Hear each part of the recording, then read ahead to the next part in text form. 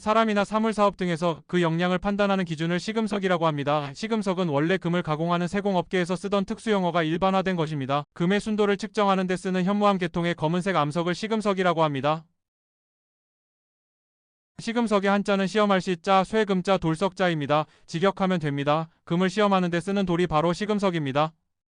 전천후는 군사 용어에서 시작되어 일반화된 어휘입니다. 예를 들어 전천후 탱크라고 하면 눈이 오든 비가 오든 날씨의 변동에 상관없이 제 기능을 발휘하는 전차를 말합니다.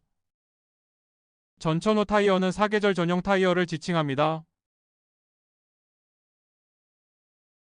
전천후의 한자는 온전 전자 하늘 천자 기후 후자입니다. 천후는 날씨의 한문식 표현입니다. 그러므로 전천후는 날씨에 완벽하다는 뜻이 됩니다. 전천후는 원래 서양의 군사 영어입니다. 영어의 올 웨더를 일본에서 번역한 말이 전천후입니다.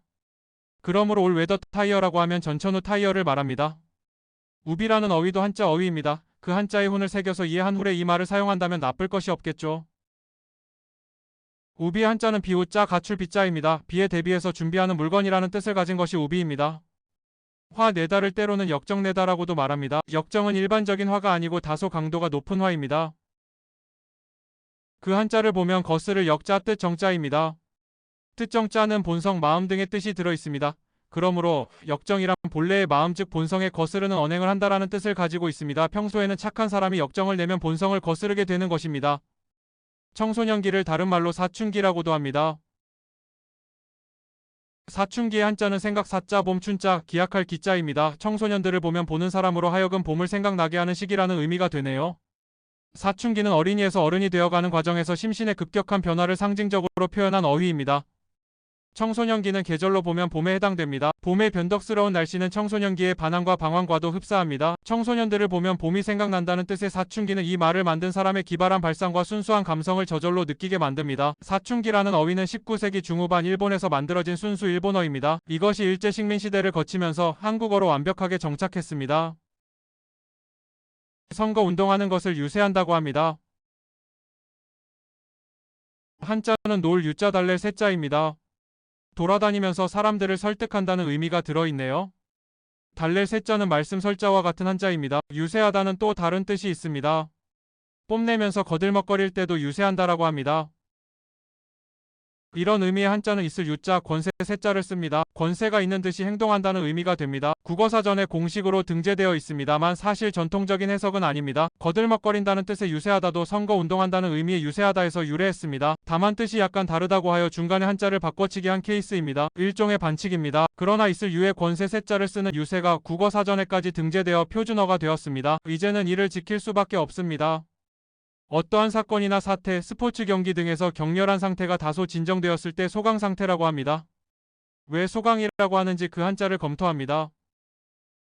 소강은 작을 소자 편안할 강자입니다. 조금 편안해졌다라는 뜻입니다. 즉 일시적으로 잠잠해진 상태를 담백하게 한자로 표현한 것이 소강입니다. 정신이 번쩍 날 만큼의 따끔한 충고 혹은 핵심을 찌르는 말이나 가르침 등을 정문일침이라고 합니다. 정문일침의 한자를 보면 정수리 정자 문, 문자 한일자 침침자입니다. 정수리에 침을 한 방 놓는다는 뜻입니다. 정문이란 머리 꼭대기에 있는 정수리 중에서도 숨구멍을 지칭합니다. 숨구멍은 아기 때 숨이 뛰는 모습이 확연히 보이지만 어른이 되면 보이지 않습니다. 그러나 한의학에서는 이 숨구멍을 외부의 대우주와 소우주로서의 인체가 교류하는 통로로 봅니다. 이곳에 침을 한 방 놓아 중병을 다스리는 과정을 뼈아픈 충고나 가르침에 비유한 것이 정문일침입니다.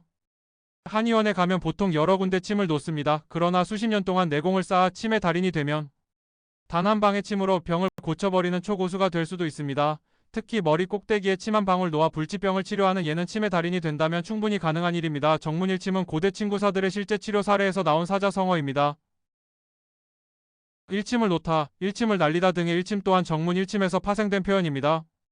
서예를 다른 말로 휘호라고 합니다. 서예로 쓴 글씨 자체도 휘호라고도 합니다. 옛날부터 중국에서는 귀인으로부터 좋은 글귀를 써서 받는 휘호 문화가 크게 성행했습니다. 그 귀인이 저명한 학자이거나 고관대작이라면 그 휘호는 가문의 갑오로 영구 보존됩니다. 휘호를 쓰는 전통은 한국과 일본에도 전래되어 지금도 가장 고급진 문화행사로 간주됩니다. 휘호는 휘두를 휘자 터럭 호자를 씁니다. 가는 터를 터럭이라고 합니다. 여기서는 붓을 의미합니다. 즉 붓을 휘둘른다고 해서 휘호입니다. 실제로 글씨를 크게 쓰려면 붓을 크게 휘둘러야만 쓸 수가 있습니다.